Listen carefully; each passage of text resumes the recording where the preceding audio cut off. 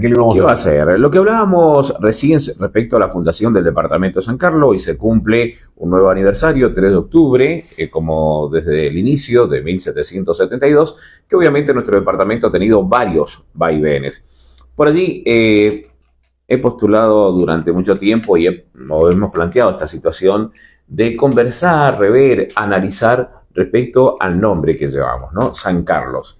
Esto lo hemos contado muchas veces, no es por San Carlos Borromeo. Borromeo es el 4 de noviembre, que es un santo de la creencia católica, pero tenemos que remontarnos un poco más atrás, por eso se modificó la fecha al 3 de octubre, que es donde justamente el acta nombra y dice que ese día fue ícono y fue la clave para fundar el departamento de San Carlos. Bueno, ¿por qué siempre hablamos un poco de revisar la historia? La historia hay que revisarla porque tiene que ver con nuestra vida, con nuestras formas de ser, con nuestros pensamientos, con nuestras emociones.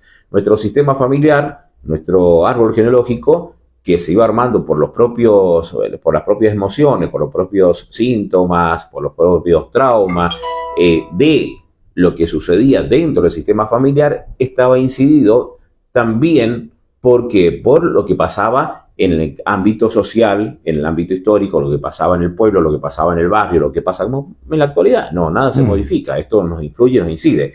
Nuestra personalidad y nuestras emociones están influidas, no determinadas, justamente por lo que sucede en la historia. Y para hablar de la historia hay que hablar un poquito más atrás.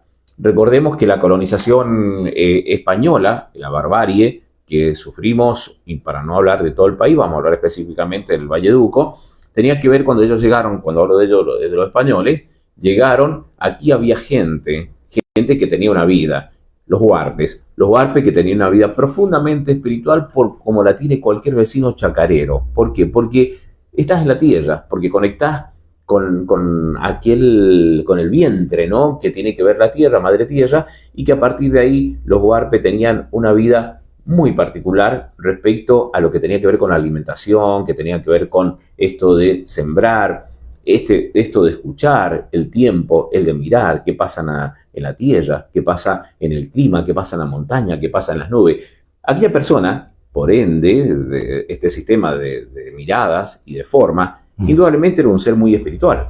Bueno, eso eran los huarpes cuando llegaron aquí los colonizadores españoles y como encomienda, imagínate, son avasallados por esta gente donde fueron arriados como animales hacia Chile para allá para trabajar o los llevaron a las minas de azufre. Hubieron muchos abusos, mucha muerte, realmente un genocidio de la cultura huarpe en ese momento. Ese genocidio que fue tremendo por los españoles cuando llegaron a colonizar aquí. Simplemente hay que darse 2 segundos, uno cierra los ojos, se imagina la comunidad, y no para idealizarlo, ni estamos haciendo Walt Disney, sino que en realidad tendrían sus problemas, sus formas, como lo tenían todos, como lo tenemos todos, pero una vida pacífica prácticamente, y de repente son arriados, ¿no? Llegan a tu casa, vos no tenés poder para defenderte, se quedan con tu casa, violan a tus hijos, matan a tu mujer y a los jóvenes, con un poco más de fuerza, arriándolos hacia Chile. Bueno, eso es lo que sucedió en la primer momento, y sobre esa tierra hemos construido nuestro departamento, sobre el dolor, sobre el silencio, porque ¿qué se habla de los huarpes? Muy poquito, muy poco se habla de los huarpes en el Valleduco. En la Valle por ahí hay una mayor referencia. Los huarpes quedaron en el anonimato. Y bueno, y así después llega una colonización de evangelización, que no fue más que una colonización cuando llegan los jesuitas. ¿Por qué? Porque prácticamente no toman la cultura de los pueblos originarios, lo que quedó de este pueblo originario, sino vienen con su cultura a traspolar, a cambiar, a modificar. Tomo, conozco, pero impongo lo mío. Los jesuitas estuvieron aquí también, tratando que fue la segunda movida para borrar la memoria de los pueblos originarios, más allá de lo que puedan haber aportado, también hicieron cosas buenas los jesuitas, no vamos a negar esa parte. Pero bueno, después viene lo terrible, el terrible genocida que fue Carlos III. Carlos III es el creador del Vallenato del Río de la Plata, y un poquito antes de 1770, donde funda el fuerte, que es la otra fecha histórica, expulsa a los jesuitas de aquí, porque era un obstáculo, porque más allá los jesuitas se habían transformado en parte también de las comunidades de origen, y cierta resistencia hacían, más allá que querían o trataron de imponer y impusieron su fe o sus formas de mirar la religiosidad, también eran un soporte y una barrera para que estos genocidas militares españoles no avanzaran. Entonces los expulsaron y dejaron la cancha libre para toda la militarización española. Modificó también algunas leyes, Carlos III. Estas leyes hablaban justamente de prohibir el idioma aborigen y los expropiaron, si fueron, inclusive esta segunda avanzada fue tan terrible y tan fuerte como la primera. Es que allí, al ver las tierras desocupadas, aparecen los puelches que venían más o menos del sur a tratar de habitar esta tierra. Pero eso fue el origen.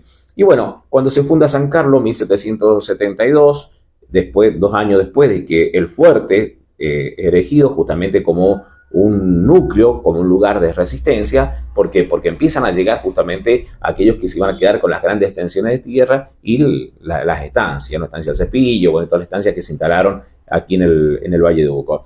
Esto que sucede en el 72, cuando se funda, hace silencia toda esta historia, que es mucho más profunda, que viene con sus síntomas, que viene con sus traumas, y al llamar es una contradicción tremenda para la sanación mental, espiritual. O sea, tiene relación a lo mejor si vos lo ves del formato histórico, tradicional, pero si vos lo ves de lo energético, si lo miramos desde este lugar espiritual, es una gran contradicción que sigamos sosteniendo, llevando el nombre San Carlos en honor a Carlos III, que fue este tipo que te estamos contando, que avasalló, no en forma directa, pero sí a través de sus enviados, la tierra en el Valle de Uco.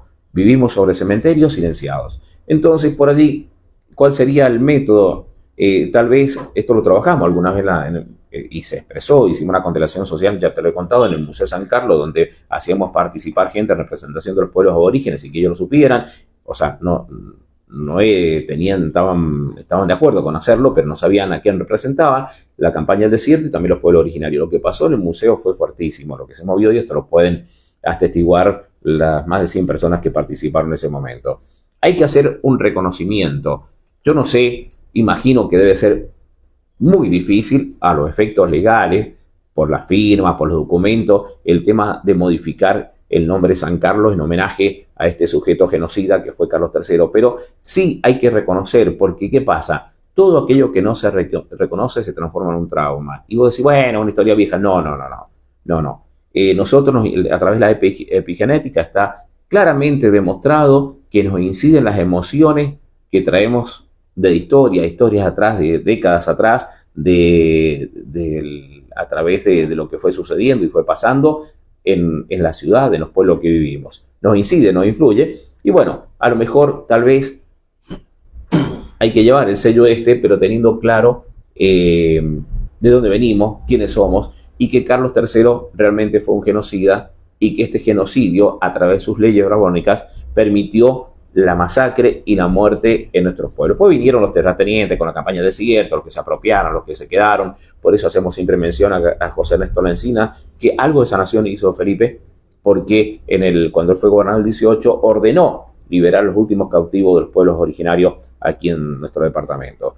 ¿Cuál sería la propuesta? No sé, tal vez que habría que reverla por los sellos y por la firma y por lo que hay que hacer San Carlos, pero San Carlos se apoya sobre esta historia trágica tratando de silenciarla. Hay que volver a hablar, hay que hablar más de los huarpes, hay que hablar más de los pueblos originarios y por lo menos decir San Carlos, pero en tierra de los huarpes, o San Carlos en tierra, reconociendo aquello que las distintas generaciones... reconociendo los huarpes. Reconociendo ese trauma, esa situación que ven. Los huarpes y los pueblos originarios, ¿no? Sí. Reconociendo los pueblos originarios de San Carlos. Porque si no, es como poner una tapa sobre toda esa historia. Cuando vos metés, cuando metieron el museo acá, el fuerte es símbolo de que se habla a partir de ahora, de 1772 y todo lo que pasó, como si antes no hubiese habido nada. Estuvieron los verdaderos habitantes de nuestro pueblo y que fueron, como dijimos recién, fueron excluidos, sacados, silenciados a través del dolor. Vivimos sobre cementerios. Y bueno, en los pueblos, si lo hablamos de las constelaciones familiares, esto incide muchísimo. Muchas veces nos preguntamos por qué suceden cosas en San Carlos, uno de los departamentos más antiguos fuimos fundadores de la República Argentina. Y bueno, tal vez la respuesta de todo lo que nos sucede y pasa en ese ámbito energético tiene que ver con esto. Cuando uno reconoce un dolor, lo puede trabajar, o reconoce una historia, la puede trabajar, le das lugar y ahí se produce un orden energético, ¿no? Así que bueno, ya sé que lo digo todos los años, espero que algún día lo podamos tomar a esto y incluir, o no sé cómo es lo legal, esto habría que verlo, el tema de este reconocimiento a los pueblos originarios, pero no de una fecha simple, sencilla. O sea, no es sacar el nombre de San Carlos. No es San Carlos. Yo se lo sacaría porque, escúchame, yo sé que no se puede, que es complejo, no se puede, pero ya se sacó también en algún momento y se volvió a llamar San Carlos, ¿no? 9 de julio, creo que si no me equivoco, nos llamamos y duró unos días y pusimos San Carlos. Yo te digo, si vos me preguntás a mí, está bien, sé que yo tengo ascendencia de los pueblos originarios, cuando quiere toda la historia, pero tenemos un nombre, esta es la contradicción, nos llamamos San Carlos en homenaje no a San Carlos Borromeo, sino a Carlos III, que fue el creador del Virreinato del Río de la Plata y fue uno de los mayores, sus leyes permitieron el mayor genocidio de las Américas y ni que hablar en el Valle Duco. Entonces estamos llevando el nombre de este genocida. Cuando decimos San Carlos, San Carlos, San Carlos, es un mantra, ¿me entendés? San Carlos, San Carlos, ¿de quién estamos hablando? Estamos hablando de él. Estamos brindándole homenaje a lo que él hizo. Por eso la contradicción.